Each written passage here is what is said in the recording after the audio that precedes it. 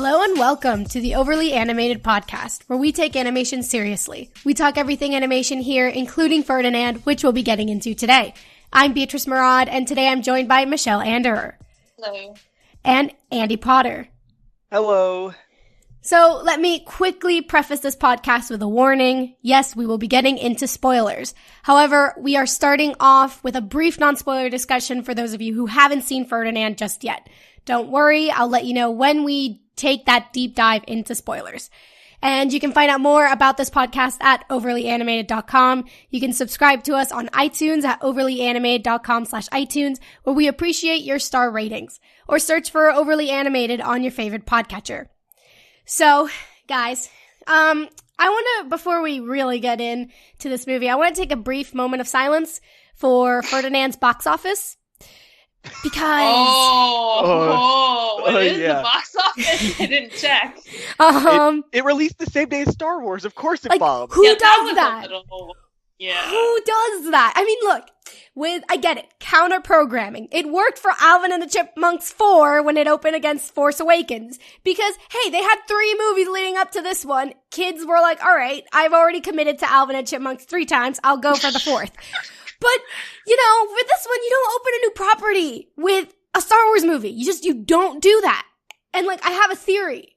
Guys, I have a theory about this. I think the reason that Alvin and Chipmunks overperformed when The Force Awakens came out was because the Pixar movie that came out that Thanksgiving was The Good Dinosaur, which wasn't that great. Yeah. It was all right. I mean, which was the one that came out this year that kind of took everyone away? Coco. So it's like, yeah, like they just kind of, no, it just didn't work. And it's sad. It's sad that this movie didn't do well. Like, I think it did. There's a reason 20th Century Fox was being sold, not just because Disney's crazy, but I mean, like, 20th Century Fox decided to do this. And I think they've made a lot of decisions like this that are not the best. You know, I mean, it's just, I mean, on the one hand, like, yes, they've done some pretty bad things, and that's why. And that's interesting. It's like, what's going to happen with, like, any sort of animated projects that 20th Century Fox worked on? Like, what does Blue Sky do? Are they going to work with Disney now? Or are they just do they have to find someone else? Because Disney will be like, we're good. Like, what's going to happen in distribution? That will be an interesting conversation for another time. Yeah. But yeah, so just, you know, silence for Ferdinand's box office, because, man, that really hurt to watch. All right. So according to, let me just, like, preface or describe Ferdinand for those who haven't watched it. So, according to Wikipedia, Ferdinand is a movie that follows a gentle pacifist bull named Ferdinand who refuses to participate in bullfighting, but is forced back into the arena when his beliefs are challenged by being faced off against the world's greatest bullfighter. Not the greatest sentence, but it's Wikipedia, so what can we do? All right, so guys, without spoiling... Also, I think I'd say that it's based off a book. It is based off of a book. Yes, also based off of a book. So guys, without spoiling anything, answer me this one question. Did you like this movie? Michelle, let's start with you. I don't know. I didn't hate it, but like is kind of a strong word, you know? I mean... The book is very short, and I think that worked to the movie's disadvantage because they had to decide what they were going to do with all that extra runtime, and I think that was where I was most disappointed. I think there were good standout characters, like Kate McKinnon especially. John Cena was not distracting as Ferdinand at all. I think he actually did really great, and I just don't even know how he got, like, tied into that, but good job. I'm a little higher than neutral, but I don't think I liked this movie exactly. Okay. Yeah. And Andy, what about you? I did not like this movie, and that's because this movie has the sin that, like, the sin that I hate the most, which is it had the elements to be good. Yes! They were just used poorly. They were, like, that's what, that makes me more mad than anything else when I'm watching something where I'm like, oh, they're going to do that because that seems like a really cool idea. And then they do something completely different when they had a better tool to use. And I'm being very vague because I don't want to get into spoilers yet, but it had the tools to be a very, at least, fun movie. And instead it was just kind of bland. And I didn't enjoy that, obviously, it being bland. Yes, completely agree with you. That was exactly what I was going to say. You have a movie that could tackle toxic masculinity. Yes. You have a movie that could explore, like, just, you know, what it means to be like a man, what it means, well, you know, a bull, but you know what it, you know. A bull man. A bull man. You have what it means to be in touch with your feelings, and like, it could have been something truly special. And you had this great kind of like, you could have done something with bullfighting. You know, bullfighting is this horrific thing. You could have done this really cool, like, animal conservation type of thing, animal protection kind of thing. You could have said that. Nothing. There could have been, like, you have John Cena as a bull who doesn't want to fight. Like, that's brilliant. That casting is brilliant. And just nothing. They did nothing. They didn't even do like, oh, like it's fake fighting, like wrestling. Sorry, guys. Of course, wrestling is completely real, right? So, you know, you could have done something like takes. Like you could have done something there's so much with this film that could have been, this film could have been amazing. It could have been something really unique, and everything was there for it. Everything was working for it. And instead we just got this kind of boring derivative of a film. And it was just sad. It was sad to see. And, I don't know how long it was, but, I think it was like an hour 40 something, I think, which is like, it felt long, right? Like just watching it felt kind of long after a while. Yeah. And not just that it felt long, but like it, you know, they had like 15 minutes extra. They could have done just a straight 90 minutes. They didn't need an extra 15. And if they were struggling with that, they could have just like, there was fat to cut, and it still could have been like a really tight film. Like Dunkirk, sorry, not an animated movie, but Dunkirk is this like really well-made war movie, super fat. Like it was in a minute, like in an hour and 45 minutes. And this director, Christopher Nolan, is known for going like over 2 hours. He's known for that stuff, but this movie was so tight. It was edited so much. Every little bit of fat was taken out of it, and it was amazing. And the same could have been done, like, granted, the material wasn't there, but the same could have been done with this movie, and it was just... I think going off what you're saying is, like, you can also tell in this movie without, like, I haven't read the book, but you can tell what parts are from the book. Like, you can tell, like, you can 100% tell which parts were just stripped from a page and just made into the movie, because they're kind of noticeably better than the rest of the movie. And the rest of, like, you can tell what are, like, these new characters they've made and this new world they made. And some of it lands. Some of it actually lands, some of the middle part. But again, it just doesn't, they didn't get there. They didn't get there with what they were supposed to get there with. Yeah. It just kind of shows you, like, in terms of, like, the big animated companies, like, some, they have a machine that works and others don't have a machine that has, like, kinks to it. And it's just... I think... Like you're saying, like I think they were trying to avoid being a Pixar or Disney film on purpose, and I think they were avoiding it too hard, because there are some places where they could have done a plot that was kind of similar to Disney or Pixar, but they, for whatever reason, they avoided it, and I think that's actually where the best part of the film could have been if they just been kind of like Disney or Pixar at parts, and it was kind of Yeah. I think you know what I'm talking about without having to go into spoilers. I think I do, because I have a bullet point in my outline that might be that, but you know, it just exactly, and it's the same. I have the same issue with like DC versus Marvel. It's like DC is trying so hard not to be Marvel, but then it's like destroying itself in the process. And it's the same thing with some like certain anime films. Like for instance, there's this movie called The Breadwinner. It's this anime film. It's gorgeous. It's amazing, and it's different from Disney. But it's fine. And it's fine that it's different because it works. But when you have something like this, where it's like, it would be better if it were, like a Disney movie or like a Pixar. Or like, I just don't understand why good and having like just genuine, like warm-hearted storytelling is equivalent with Disney. So suddenly it's like, oh, no one else can do that. It's like, no, you can do this. Like Disney doesn't have John Cena, okay? You can do this and it could work.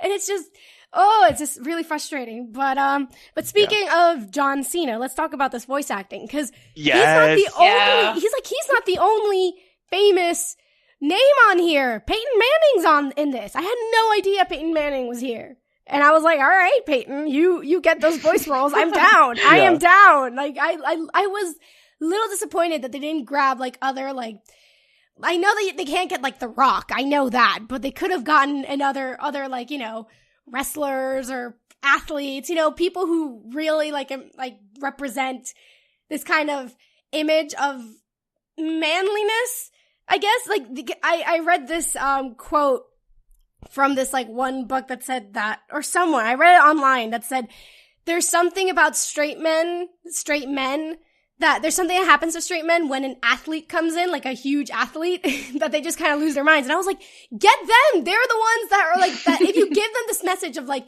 fighting against toxic masculinity, I feel like they're the ones who are going to make the most impact. So I was just like, just get Shaq or someone, you know, get Kobe in there, throw me something. But no, that didn't happen.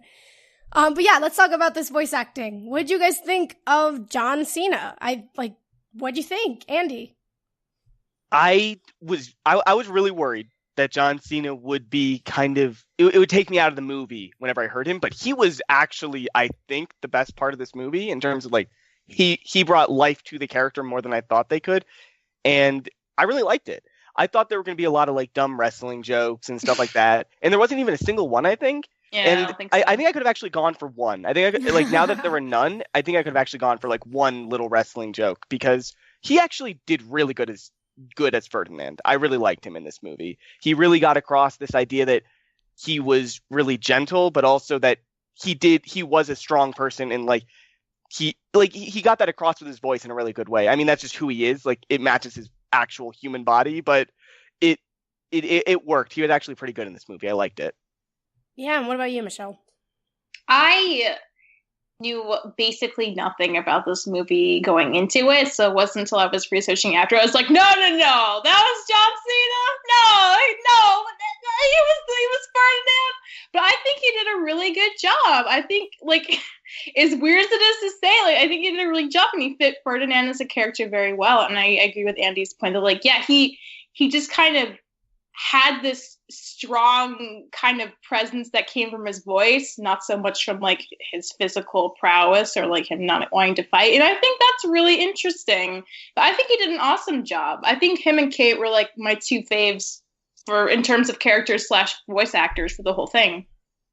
Yeah, totally. Andy, is there any other particular voice actor that like grabbed your attention, or was it just John? I think it was John and Kate. Well, Kate McKinnon, obviously. She's great. She's great, and this was actually a really, like, she wasn't playing a character here. She was just being Kate herself. Yeah, they probably just animated half the things she said in front of that mic and was like, "This is cool. Just keep going." Like, she was a little less gay as the goat. I know. She kept like kind of checking out for it. Now it's like, okay, but I mean, all right, Kate. But I mean, like, I guess you could like, I mean, I can look at a guy and be like, that guy looks pretty good. Right, like, you know what I mean? And I'm not attracted to men, but I think I get what she's going for there. But I mean, that was cool. I liked her a lot. Awesome. Like, for me, this is less voice act. Okay, no, it does have to do with voice acting and actors. My biggest issue with the voice acting isn't even with the main animal characters. It's more with the actual Spanish humans, because whenever they spoke, they didn't speak with a Spanish accent. Yeah. I noticed that too. I was so frustrated. Like, it was weird. It was like, look, that is my biggest pet peeve. My biggest pet peeve is when people actually are like, oh, this person is from Colombia, and this character comes in and then opens their mouth and then they start speaking in like, I don't know, some like a Mexican accent. And it's like, no, if you're gonna go, like, I don't know if it, excuse me. I don't know if it's the fault of the casting. I don't know if it's the fault of the actual actor, but I'm just like, someone's not doing the right accent. And then for some reason they never get called out. And I'm just like, come on. This is in Spain. This is bullfighting. This is the most Spanish you can get. And you're not even gonna give me the like the Z with the like, really? Like, give me the Castellano accent. Like, what is this? That's really, that was what, to me, it just kind of showed, like, I don't mind Ferdinand not being, even though it's kind of weird. I was like, okay, Ferdinand is not like Spanish, but then you have this kind of like Scottish dog, but not dog, but Scottish bull. Yeah, the Scottish bull was like, whoa, this is kind of distracting. Yeah, I was just like, I just don't understand. I was like, fun. Yeah. I was just like, you'll commit to the Scottishness of this bull, but you won't commit to the Spanishness of this bull. Yeah. And then certain people were butchering Spanish names, and I was just like, okay, like, no, this is not how, like, basically the whiteness of the movie was showing. And, it was distracting. It was pretty distracting. Yeah. But yeah, let's talk about the animation of this movie. What did you guys think, Michelle? I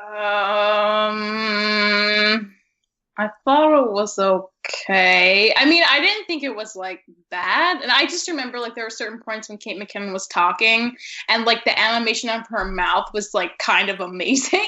It was a little distracting, but it was kind of amazing, just, like, with the teeth and the lips, and just, like, I was like, wow, this is, like, kind of crazy. It was the kind of fun stuff you can do with animation, I guess.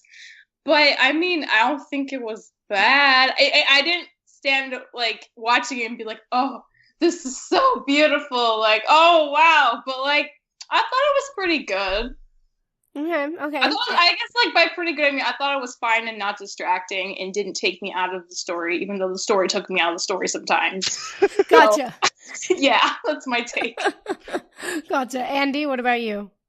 The animation was good enough, but I think I didn't like it because it felt just cookie cutter. It felt like they just had a program for all their movies, and they're like, yep, let's use this one again, because there was no, like, flair to it. There was no, like none of the bulls, whenever they had hair, it never felt like it was, like, really well animated hair. It just felt like it was just kind of, like, put on them. Like, it wasn't like I was watching How to Train Your Dragons where all, like, the fur felt like it looked beautiful.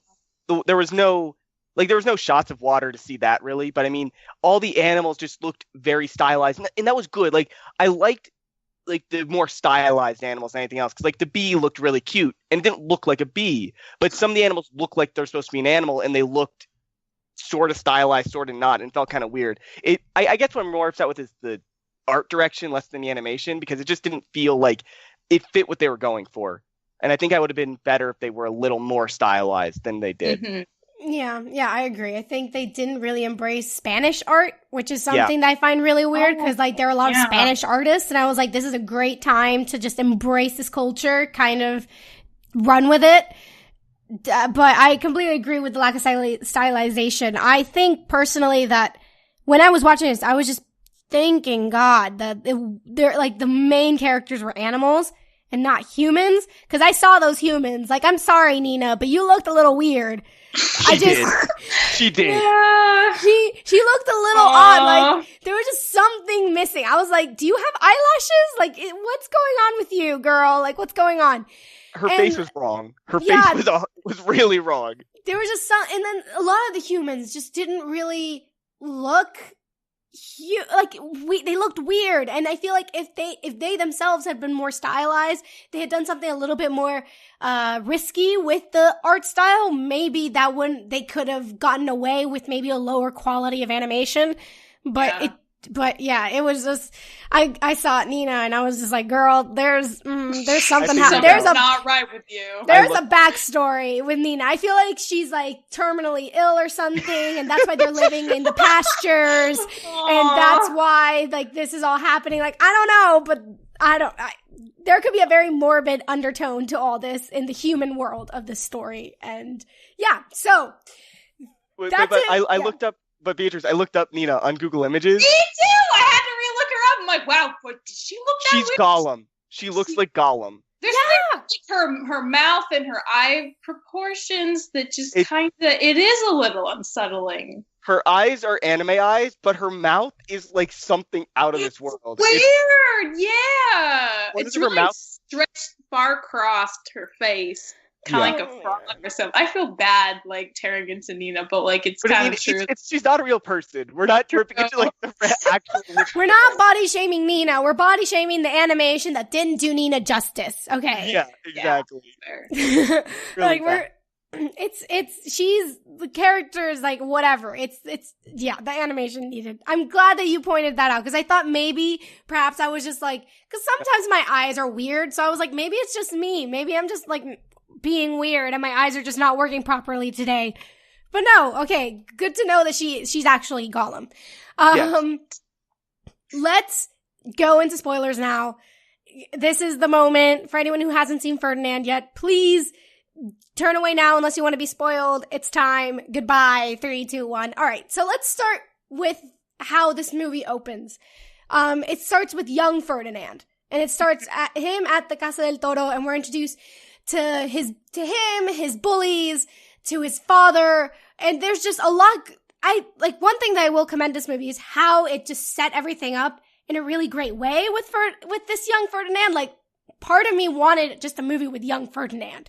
Like, that's what I wanted. I didn't, even before John Cena showed up, I was like, you know what? I don't need John Cena. I want this little guy. Cause I even felt like the voice acting was really great. I thought it would have been like really great. Like, just kind of showing like the parallels between a father that's supportive versus a father that isn't, and then just like what that means and how that affects you as like as like what that affects a young boy, and like there's just some really interesting things that were introduced in this opening that I found really strong, and it just kind of upsets me that this is the strongest the film is, and it's only like the first 10 minutes. But what did you guys think? It's less than 10 minutes. Or less than 10 minutes. But what did you guys think of this kind of opening? Andy.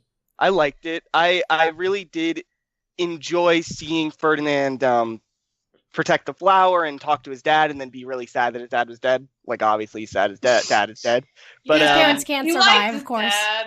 But I also really liked, what I liked about the flower scene was, I thought, this kind of gets into what I don't like about Ferdinand, in that Ferdinand's character doesn't really have an arc. It's just, he has a character and he sticks by it, which can be done well. I don't think it was done well here, but it can be done well where a character doesn't change.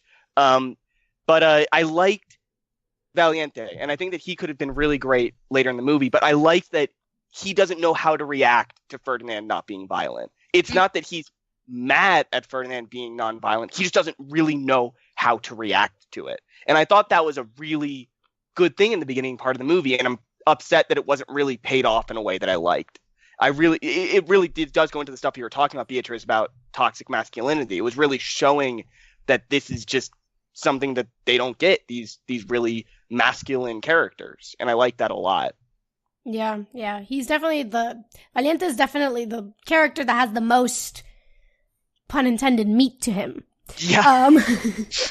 Michelle, what did you... That's really dark. Yeah, I know. He survives, it's fine.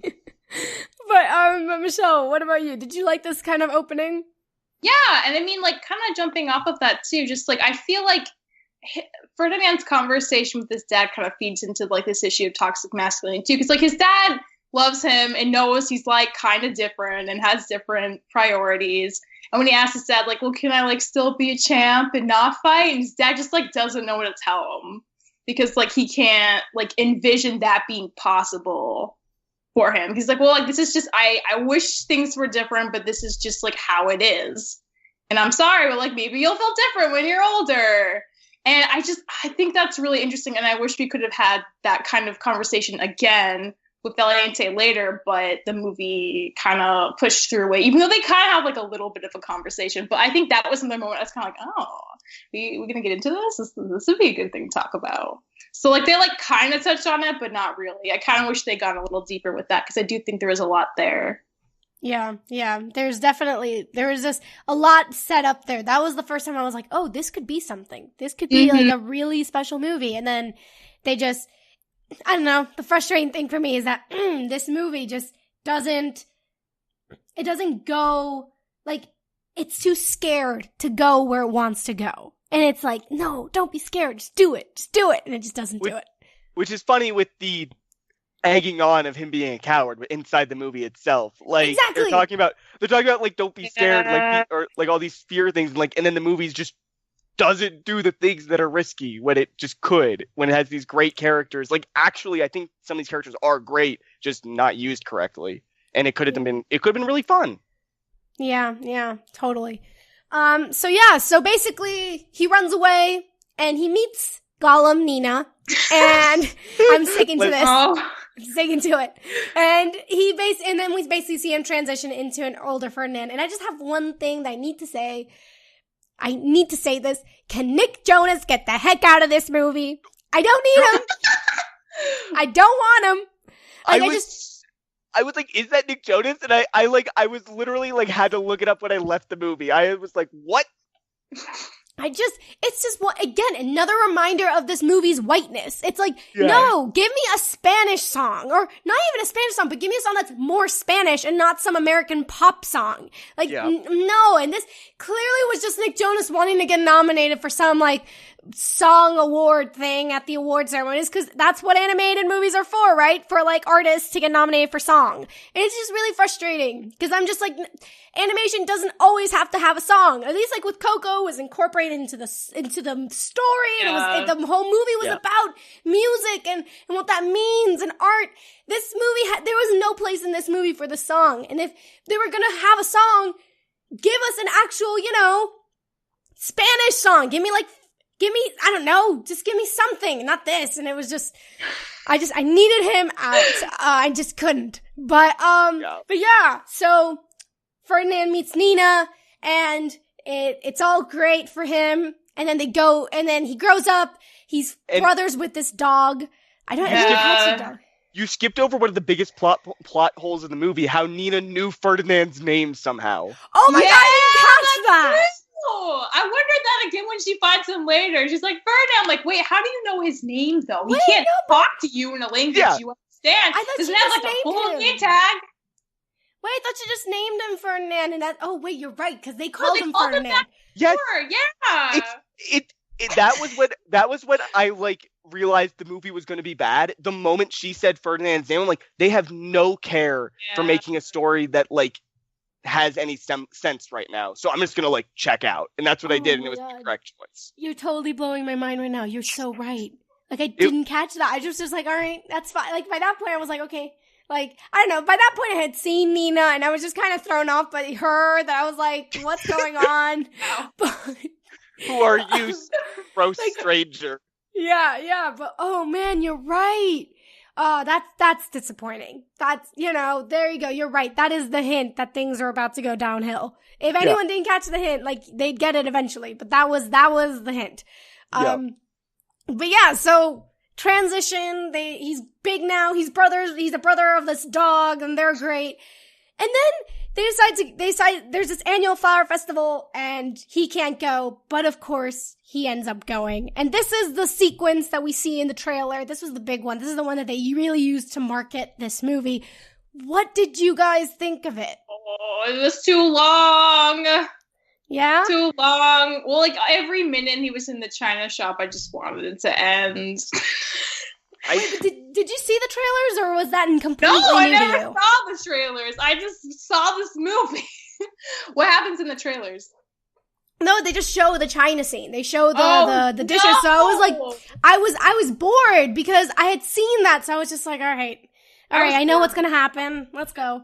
That's very disappointing. I hadn't I know I've seen the Ferdinand trailers, but I didn't remember them at all. So I was at least okay. I didn't think it was too long. I thought honestly, I thought this whole sequence from him being adult to this scene in the town that he destroys is probably the second or the third best part of the movie. I think it's actually okay. And it wasn't bad, I don't think. I like John Cena just being happy and being a nice bowl that waters flowers. That's actually a nice thing to watch.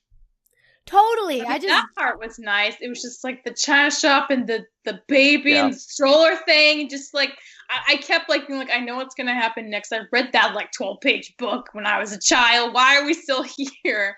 I don't know. I mean, there were nice parts, but I don't know. I could feel the padding in the story already, and it was starting to get to me, I think. And not just that, but I just thought okay, it was very formulaic. So I was just like, all right, here is the crazy sequence that every animated movie needs, apparently. One of 3 or 4, though. That's what's really getting in my nerves. If you don't know what to do, don't just make them chase something or be in danger. That's lazy, and I'm not here for it. Yeah. All right. Also during the scene, people keep calling him a beast, and I'm like, he's clearly a bull. You all are a spade. How do you not know? You go to the offense. You know what he is. Yeah, that was the second tip off for me, where I'm like, what is this? What are you talking about? Look at the strange horned bear making a scene in our flower festival. What is this nonsense? And I will say, the only redeeming thing about this scene were the nuns. For me, I thought the nuns were really funny. Yeah, the nuns were I thought they great. were played like one or two times more than they should have been, but I mean, they were funny the first or second time they were on screen. Yeah. I just thought, I don't know, when the lady's like, kind of like, you think she's like gotten a heart attack and died, and then they're just praying for her, and she wakes up, and they're like, ah! I forgot about that. That was actually pretty good. But yeah, all right. So after this kind of chaos happens, Ferdinand returns to Casa del Toro, and we meet a lot of new characters. We meet Lupe, we meet Angus, Machina, the hedgehogs, the horses. Which characters do you think stood out to you? Like, which ones were you're like, okay, this one, I can get behind this one, Michelle? Well, I liked Lupe. I did not mind the hedgehogs. I freaking hated those horses, though. Oh my god! Why were they there? They were the stupidest thing! They were so dumb! They were so dumb! They had the best joke of the entire movie! Which joke? I wrote it down because I was laughing too hard at it. I bet his parents weren't even related. No! Oh my god! See, that's perfect! That was so awful! No, it says joke. My favorite line of theirs is, I can't giddy up. Like, I can't get up. I can't giddy up. God, okay. Clearly, there is a difference between what is selling you guys and what is just infuriating me. I don't enjoy any of those lines. I was just like, who wrote this? Who got this? These horses need to go away. They're so bad. I mean, I will appreciate that they are treated as kind of these like ridiculous snobs. Like, usually horses are treated as like stallions. They're these majestic creatures. And I was just like, yeah, you treat them badly. Horses need like someone to make fun. Like, they need to be made fun of sometime. But yeah, you guys didn't like the hedgehogs as much? I don't know. I didn't get a chance to say what I thought. Yeah. I didn't get a chance to say what I thought. Because I like the horses, unlike Michelle. I did. I liked them. All right. But I loved Lupe, as we talked about. Yeah, Lupe was awesome. And I liked the what was the bull that was kind of mechanical? Was it Machina? Was that his name? Machina, yeah. Machina. I liked Machina, even though he didn't have any lines. And I liked the hedgehogs were okay. I liked their designs a lot. I think they were some of the better designs of the characters we saw. Like, they actually felt like they had some design put into them. But I don't know. I think they were kind of underused. I didn't really. Oh, they were totally underused. They didn't necessarily need to be there. Yeah. And I was just like, I want Gina Rodriguez in anything. So I was just like, yay! And I just found it funny that they kept doing like kind of the Sonic Hedgehog spin for one of them. So I was like, so I kind of like that, and I liked how they just like started dancing to Pitbull, and I was just like, yeah, this is great. Note to any filmmaker, you should only use Pitbull once. Not more than once. We just need him once, and then that's it. Like, Nick Jonas, no. Pitbull once, and then no more. Nick Jonas had 2 movies in this movie? 2 songs in this movie, didn't he? Yeah, I think so. Was the second one? There was a second one. I can't remember it for the life of me. No, I can't remember any of the songs. I just know that I heard it twice. Remember his voice. Yeah. Coming from the loudspeaker. Anyways. But yes, you know what? I don't want to rain on the Lupe parade, but I will say that I was slightly disappointed. I didn't find her as like funny as like I wanted it to be. Like, I thought she was like, okay, that's like whatever. She's just, it's fine. It's nothing. She didn't do it for me as much as I had hoped. And I don't know. There's just, I don't know. I just feel like in some ways they underused her. There were a lot of characters. A lot of them weren't needed. Mm-hmm. But, I don't know. And I just thought okay, we'll get to it. Let's get to it later. But I mean, like, just to touch on Lupe really quick, I think it comes to the, like, if you had any kind of viewing habit that I did while watching this, like, when I was watching this, I was like, okay, Kate McKinnon can save this movie. And I think that was just putting too much pressure on her for my own mind that she'd be amazing. Because I think if this movie was good, like, if this was actually just a good movie, like, Kate McKinnon's character would actually just stand out more. because she would just be she would be supported by the rest of the cast. I think. Yeah, I think yeah. Because she didn't feel like someone that could carry this film, but she did great in the role that she did play. It just wasn't there. Yeah, I feel that, definitely. And I think I definitely did put a little bit too much pressure on her, because I was like, all right, like, I don't know why I didn't put enough pressure on John Cena. Maybe it's because, like, I just thought that, like, the protagonist is, like, limited in what they can do in some ways. Like, the protagonist is kind of, like, sometimes, or more often than not, the straight guy, like, the straight man, not, like, sexuality-wise, but just, like, the one who the one who just has to get things done, whereas the supporting cast gets to be wild and crazy and get to have all the fun. So maybe I was just like, okay, Lupe, bring some energy into this, and it didn't 100% work for me. But let's talk about this character that I can't understand why they did this, because it could have been really interesting. The Matador, El Primero. God.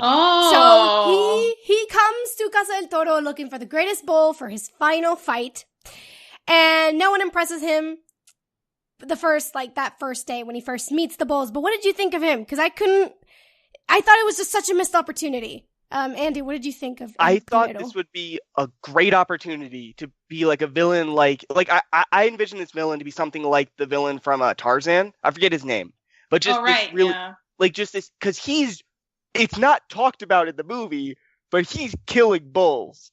This guy is like, they kind of show it in like one of the scenes at the very end of the movie that he's going to kill Ferdinand, but it's not really talked about or shown in his demeanor. Like, he doesn't feel like someone who kills bulls, but he's killing these essentially innocent animals over and over and over again. And I would have liked if he was a little more ominous. Maybe his character, maybe when he's in the light, he's not as ominous, but he should have had like his face half covered in shadows. He should have been like talking like ominously. He should have been like swirling a drink in a glass type stuff, because he is a dastardly villain who's trying to kill the protagonist, and I never really felt any type of threat from him. And then there's on top of that all the problems. I think you're like, as someone who's white and doesn't really know a lot of that heritage stuff, like, he didn't feel right, and I think you're against that, Beatriz. He didn't feel right from that perspective either to me. Yeah, but what about, I'll get into it, but what about you, Michelle? What did you think?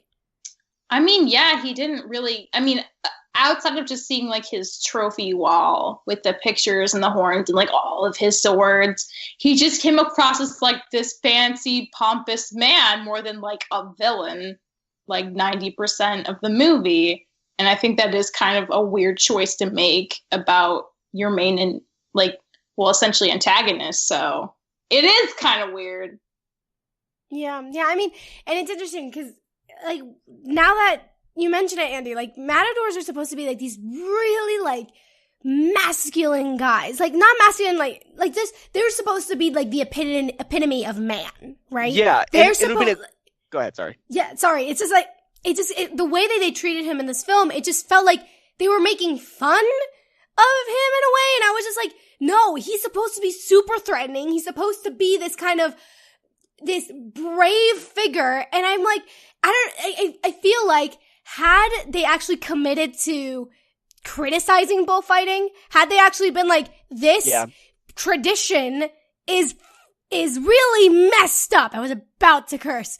I was just like, this tradition is really messed up. And instead of them actually going out of the way and being like, this is not okay. Look how they're treating these animals. They're killing these innocent animals.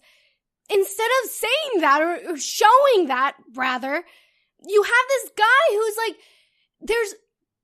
I don't know, like, they didn't even do it both ways. They didn't show the marvel of bullfighting, and they didn't show the horrors of bullfighting. And it's just super frustrating to me. And it's like, for the beginning of this movie, I thought, okay, so maybe like they're gonna try, like, I was trying to see how they were gonna do this, and I was like, maybe they don't want to offend Spain, but at the same time, they are offending the Matador, which is like a thing from Spain, and I was just like, offend Spain! Offend them! It's not a big country, their box office isn't big, tell them that this is a horrible thing to do! Tell them it's horrible to do!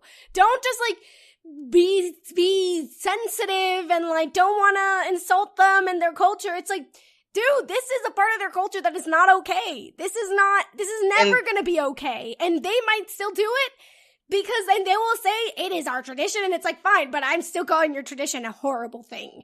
And like, it's just, even going at this from like a non like cultural view, like, even past how bad it is from that perspective, like, this could have been a really interesting foil for Ferdinand, because his story is about being masculine and not wanting to fight, and the Matadors could have been about being masculine and being shown not to fight. It could have been an interesting foil, but instead it was just like nothing. I felt nothing at all about him.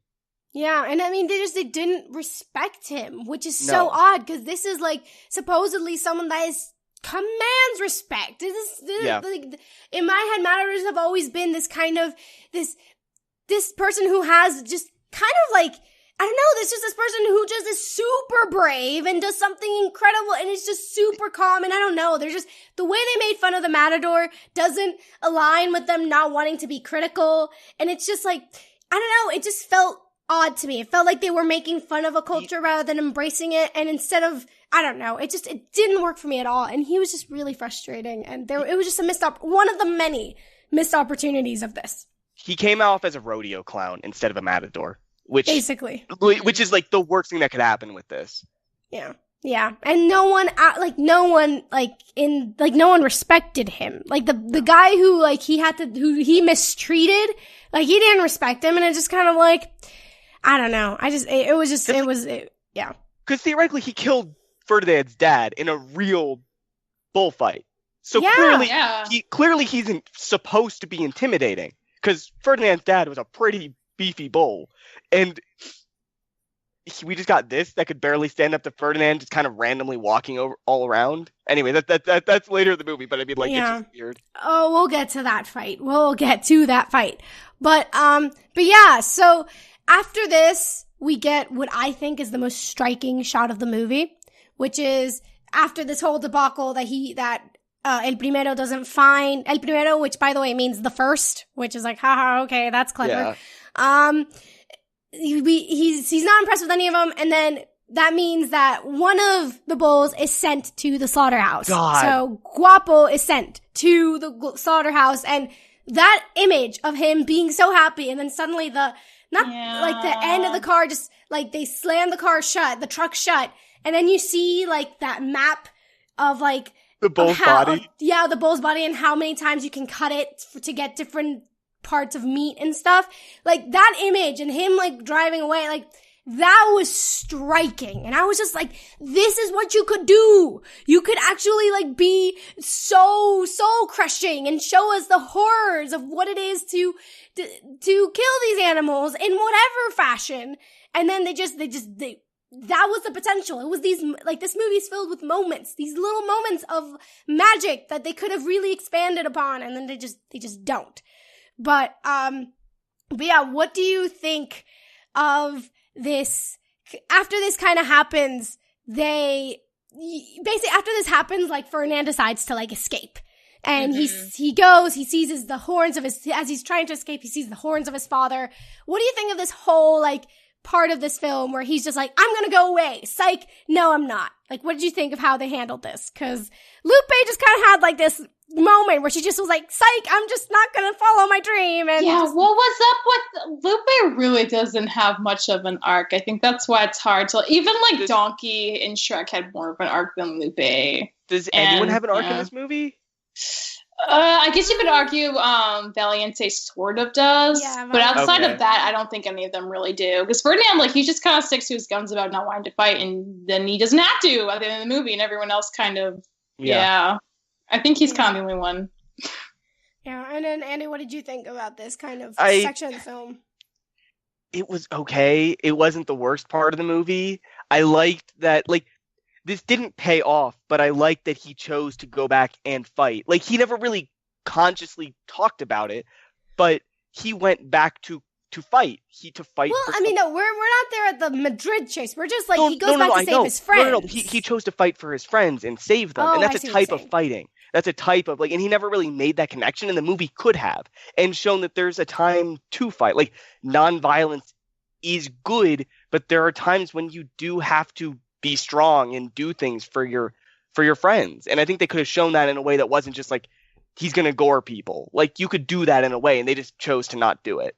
And I was kind of disappointed by that, because I wanted, like, they gave him such a strong character and a strong voice. Like, he should have had a chance where his strength was a thing that saved the day. And he never really had that. And I thought this was leading to that, this whole scene. Yeah, I feel that. But I mean, he does have that fight. We finally, because of this, we do finally get that confrontation between Ferdinand and Valiente, where, Yes. you know, he breaks Valiente's heart. Like, but that's something that I did find frustrating, is that he never defends himself. Like, self-defense is just not an option for Ferdinand. He's just like, no, oh no, your horn broke and that was completely by accident. It's just kind of like, that could have been like, this like little tweak. Like, he could have just been like, he could have like finally given into his like aggression a little bit, and then having Valiente break his horn, that could have been like the horror, him realizing, oh God, I'm super strong. Like, oh God, this is horrible.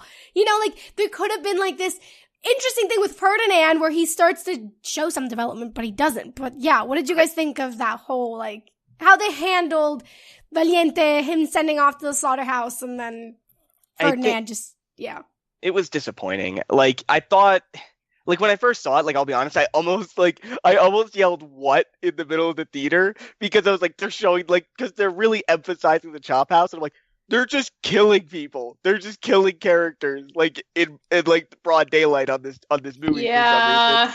And it was just like really a different tone than the rest of the movie. And it was just really striking, like you were saying, Beatriz. And then they went to talk, and it just Valiente just swapped, and I was just like, that was all it took. Just that's what it took. I found it actually a bit more believable, though, because, like, I don't know, for Valiente, like, once his horn was gone, he was like, well, that's it. Like, I have nothing. I can be nothing. This is how the world works, and I deserve to die. And I think the fact that, like, when he has to kind of, like, confront that thinking when Ferdinand comes for him, that could have been, like, honestly, that was one of the parts of the movie that I, like, kind of felt invested in, because it's like, yeah, see? You can have a new life. Like, if it took taking away the tool you thought you needed to be like this kind of creature and serve this kind of like social expectation to get you to a place, like to rethink your life. Like, I'm glad it happened, because now look at you.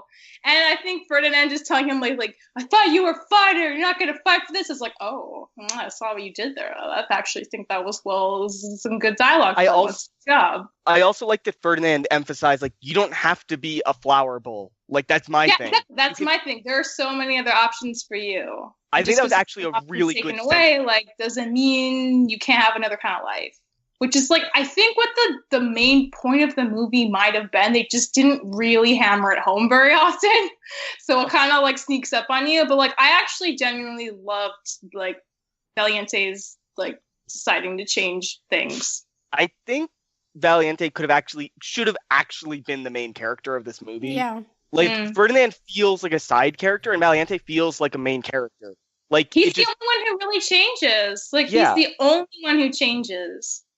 But I do like that we actually get a horn that like the horn coming off was actually pretty shocking. I was actually like, oh, we're actually breaking this bull's body, and it's just I don't know. It was kind of surprising because I wasn't expecting that all to happen in the movie. And I wasn't either. It was also really weird when not weird, but I think it was. I guess it was weird how the Matador was just kind of watching the bulls all day, all night. Yeah, no, you'd think he would have something else to do, or that he'd be like, yo, I've seen these bulls for like 3 days. They don't look ready. I'm done. I'm gonna go find someone else. Just like, stays there. Like, also, like we were talking about, like, he could have come off really ominous as like a stalker. Yeah. But he just looks silly every time you see him. It's like, how is it not that once that he's looking at the bulls doesn't look intimidating? Like, they had so many shots to do it. I don't know. It's just really weird.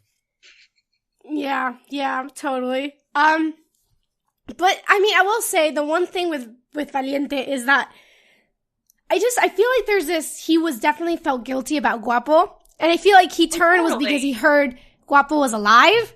Like, I don't think he turned until he heard that Guapo was alive. Like, I don't think the conversation worked.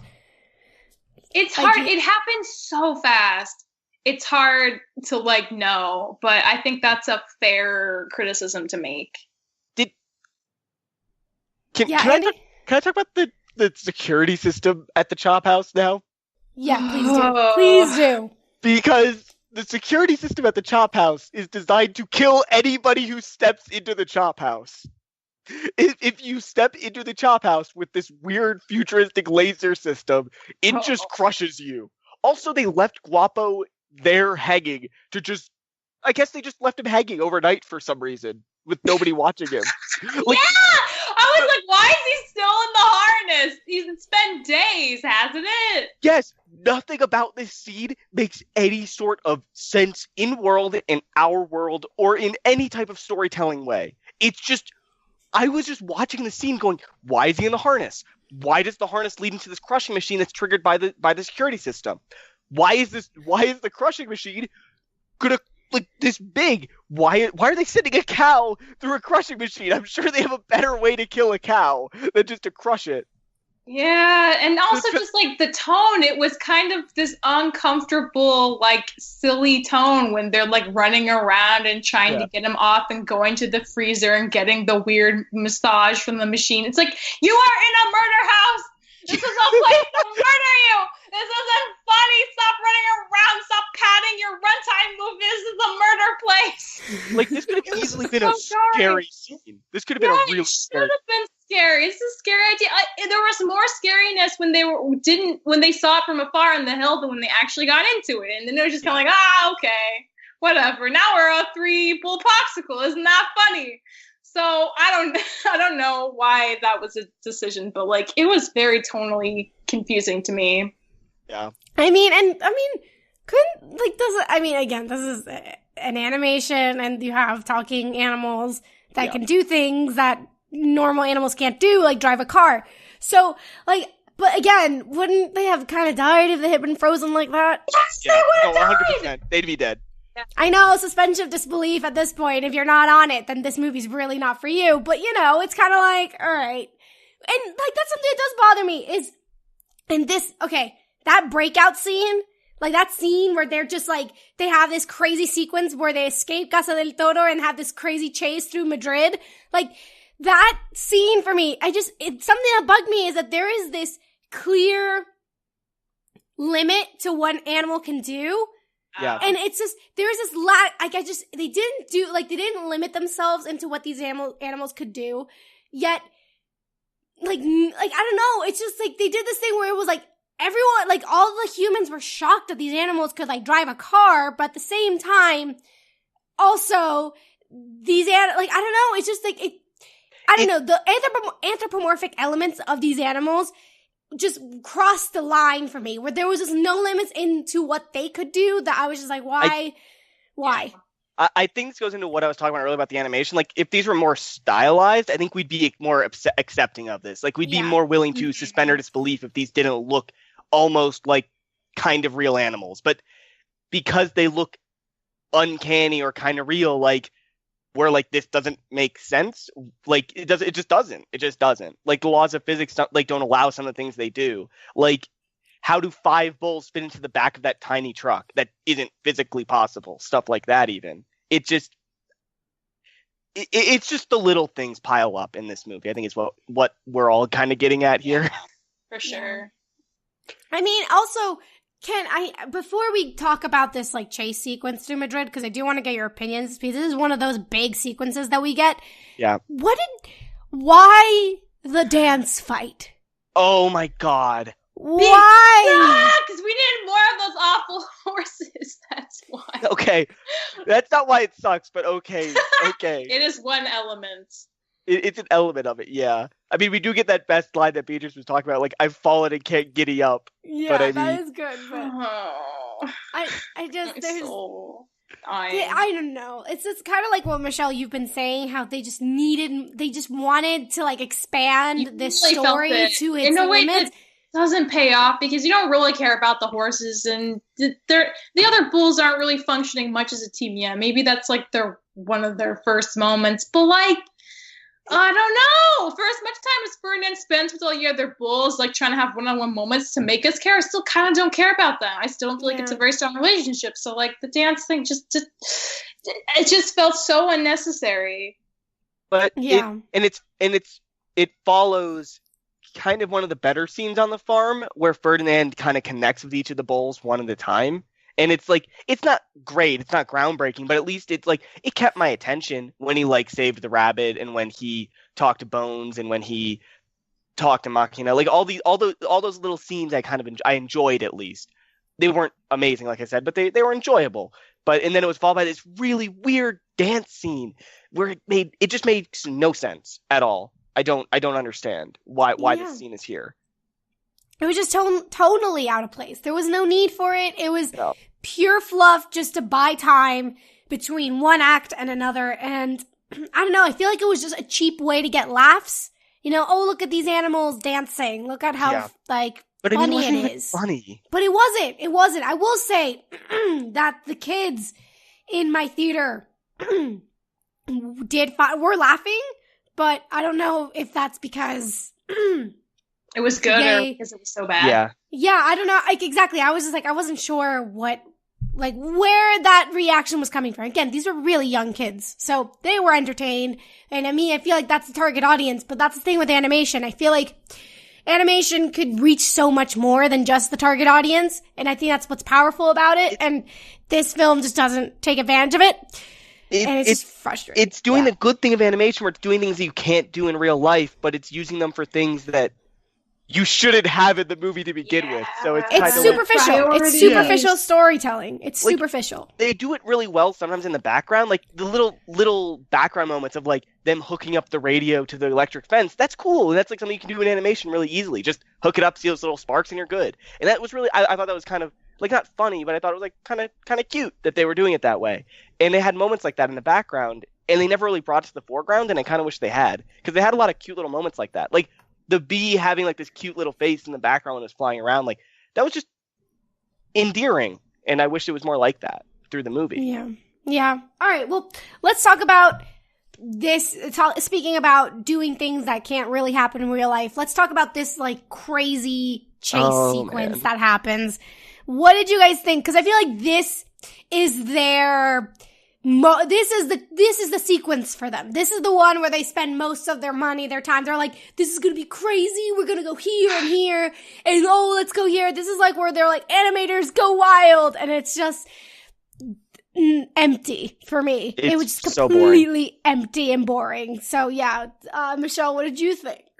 This was the ultimate part of the movie that was like, we're going to pad this time because no, we can't get to the arena yet. No. We have 25 minutes left. What are we going to do? The longest chase scene ever. Like, that's the thing. They like lose them and catch them again like 3 times. So like dude's going after them. And so like by the 3rd time, it's like, oh, I don't care anymore. Just catch him. I want to get on to the next scene. I'm actually interested to see what's going to happen. Just like based off the book, but this just felt so long and drawn out, and I just couldn't get into it. I think every time I like actively felt like the movie was padding things out for the sake of padding it out, I just like started to check out big time. Yeah. I mean, my thing is, if you were going to take this time to kind of like show off like the prettiness of like Madrid or something, because you know sometimes they'll have a chase. Some movies will have a chasing through like their location and take advantage of the location and how pretty the location is. Then like okay, but this movie barely does that. It barely does. So it's just like, come on, like if you can't even do that right, then what is the point? But yeah, what's the point? Because like it's a city. It's like I'm sure there's beauty here to be shown in a wide shot somehow, but we never got it. Like, I don't know how that's possible. Like at the very least, they could have had a weird scene. Because, I mean, we're being absurd. Why can't we be absurd and, like, throw the animals in the air somehow and have, like, a wide shot of the city at, like in a beautiful moment or something? But nope, we're just going to keep them down on the ground on these weird alleys and streets that are just kind of run-of-the-mill alleys and streets. And, like, I was never really that excited to see anything. Yeah, I mean, what they could have done, like they could have gone through the Madrid Zoo, because there's the zoo that they could have gone through. They could have gone through like the palace. There's so many places that you could have just been like this is like, oh, we're here. Oh, now we're here. Oh no, this. Instead, they put us in the middle of traffic. I thought they were going to go to the train and they'd get off at different stops that were the wrong stop. You know what I mean? That would be great. Like they were going to get on the train, go to like the palace, like you said, and be like, oh, this is wrong, and like run back down and go to the next. Well, I mean, it's a little. I mean, that train's the one that goes between cities. So that one wasn't. That wasn't the subway train. That was like the actual like train that would go between. Okay, like, but it could have worked. It could have been like, oh, they stopped at Barcelona. Sorry, wrong way. Let's go to Sevilla. Oh no, wrong one. You know, like there are ways to do this and show off, if not the city, then the country, and it just didn't. Yeah, it definitely seemed devoid of any like overt references to the location of the store, which is a big shame. It's just weird because they like went over backwards essentially to make sure we never saw anything about the location. That felt like particularly culturally relevant. Yeah. Yeah, it was a really strange choice considering what the movie was about. Like, it's about some of the heritage of Spain. Like, why are we not seeing more of Spain? Like, I was actually kind of interested to see it. And I mean, I feel like Madrid isn't the city for bullfighting. I thought that was I think it was Sevilla. It might not be, but like I feel like there would be like another city in Spain that's like where bullfighting is much more prevalent. Whereas like, you know, Madrid is just like the capital. So everything's like in there, but I feel like it would have been like stronger had it been in another city. I don't know. There was just a lot about this that just felt very much like a derivative or like just empty or like superficial, not well thought out, not very like deep cut into the culture or something. But let's talk about Ferdinand's sacrifice. Like, how obvious was this choice? Like, we knew he was gonna fight the bullfighter. Of course. Like, I feel like just him doing that, I was like, okay, so the entire chase was meaningless. The entire, these like 10 minutes that we just had were pointless because of course you were going to give yourself up. Like, we know this. Like, really? And Lupe, for some reason, stays with him. And I'm like, okay, why? How? Why? Yeah, and also, like, humans are fine with that, too. They're just like, oh, sure, 2-for-1 deal. Come on in the truck. Go to the stadium. Yeah. It wasn't well thought out. I think it's kind of wrong to blame this plot, like this turn of the plot, as the problem here, because plenty of movies are predictable and they're still good. Like, plenty of movies are very, like, because they'll focus on character instead of like making a really complex plot. But the problem is here, they didn't focus on something else instead. Like, this was a thing we could have seen child Ferdinand doing. Like, if this was Valiente doing this, that would have been incredible. Like, if that was him doing this, like, that's why I mean, like, he should have been the main character. He could have grown and been the one to sacrifice himself. And then, like, like, there's, I don't want to get, like, we're not. No, let's get into, like, I think you're going to talk about the bullfight, right? Yeah. I mean, let's get into it, because how powerful would it have been if Valiente would have been the one deciding not to fight at the end of the movie? Like, it wouldn't have been as powerful for the audience, like the crowd watching, but it would have been powerful for the character we cared about.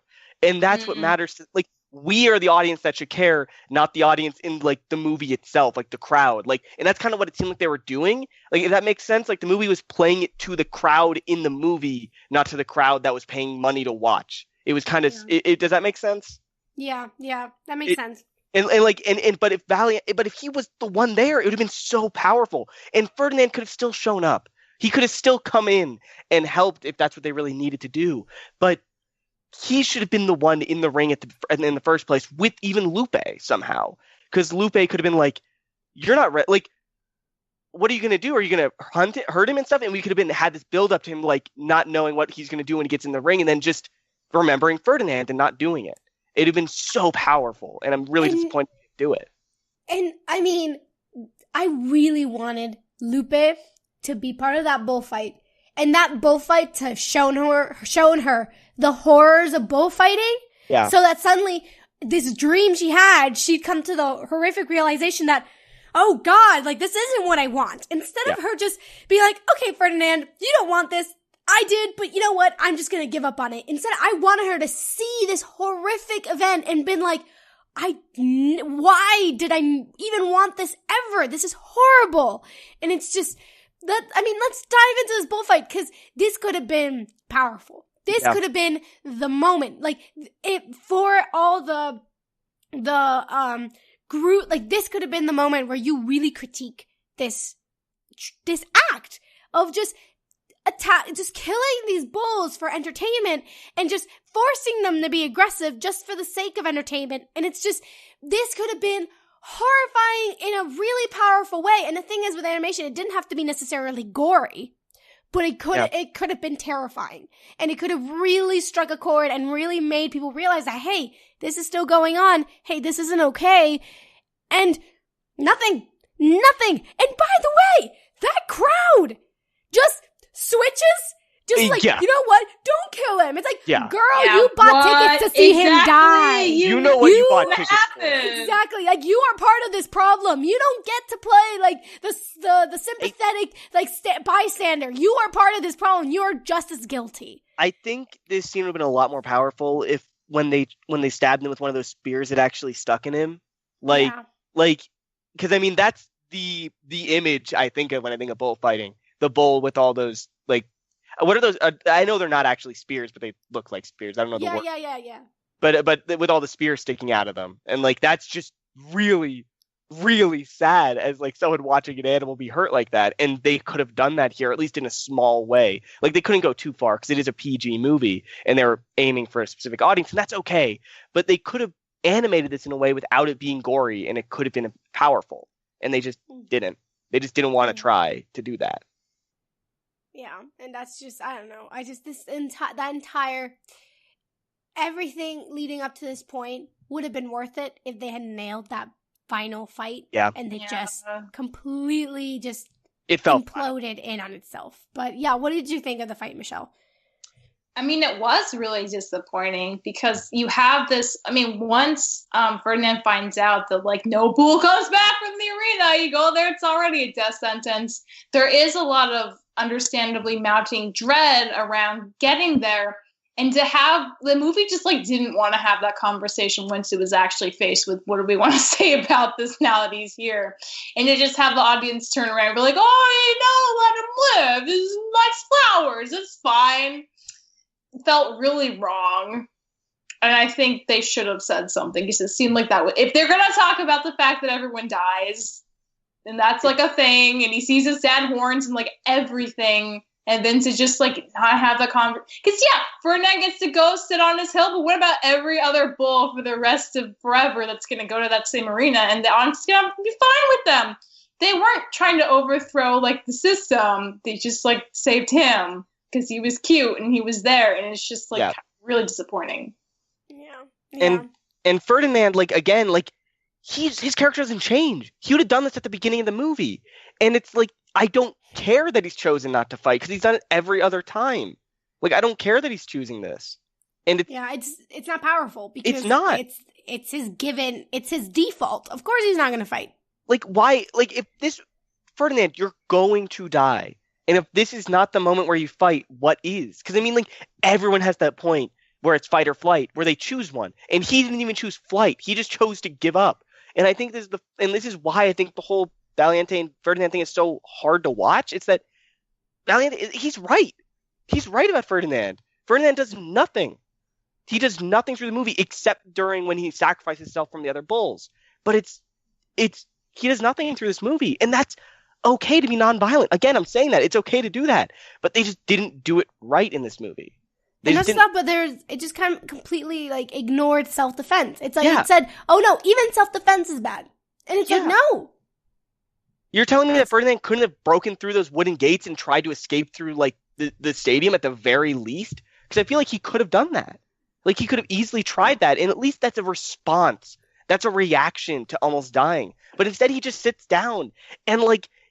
It's not powerful from our perspective because he would just do that anyway. Yeah, true.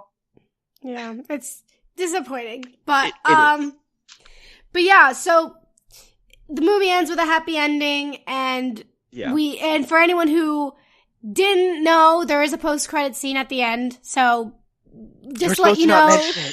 Oh, sorry. I thought that we were. Well, point is, why aren't we mentioning? Because we haven't seen it. We didn't see it, but you're gonna sit through the movie. You should watch it. Listeners. Look, exactly. Don't be like us. Yeah. Sit through it and watch it because I won't tell you that. Oh, There's even a spoiler at the spoiler section. But yeah, worth watching. Beatriz is alive, so that's good. I mean, if you've listened to this point, maybe you did see it. And if you haven't, sad, right? You wanted to see Beatriz, right? Anyway, so guys, final closing thoughts. Last question I have for you. How did you feel walking out of the theater after watching this? Andy, what did you feel after watching this? I felt like I wasted my money.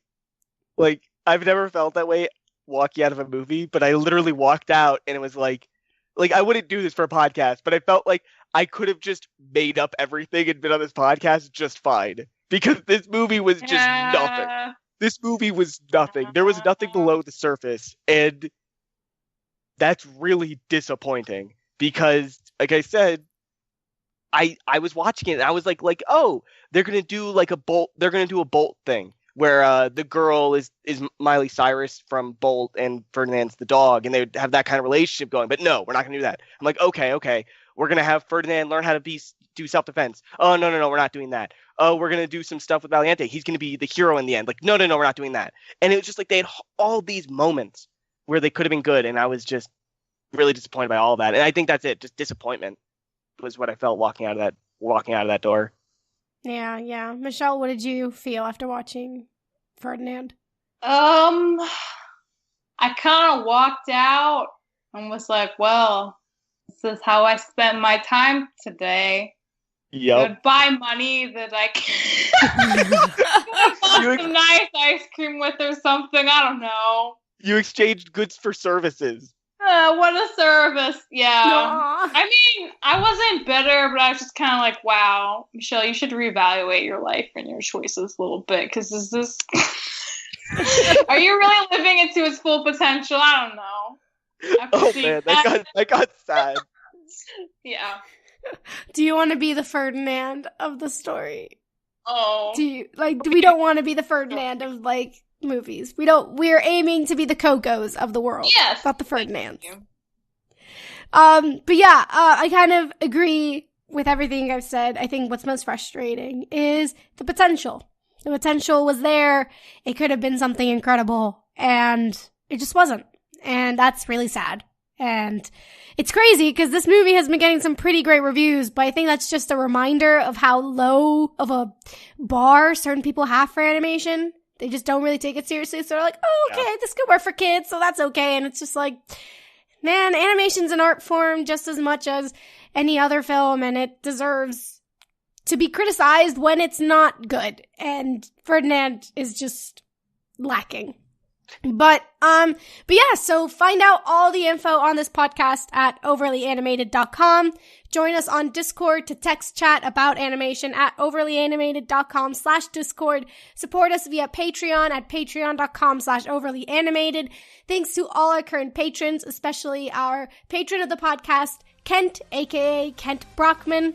And thanks, as always, to our Patreon executive producers, John, Ryan, Steve, Alex, Andy, and Hugh.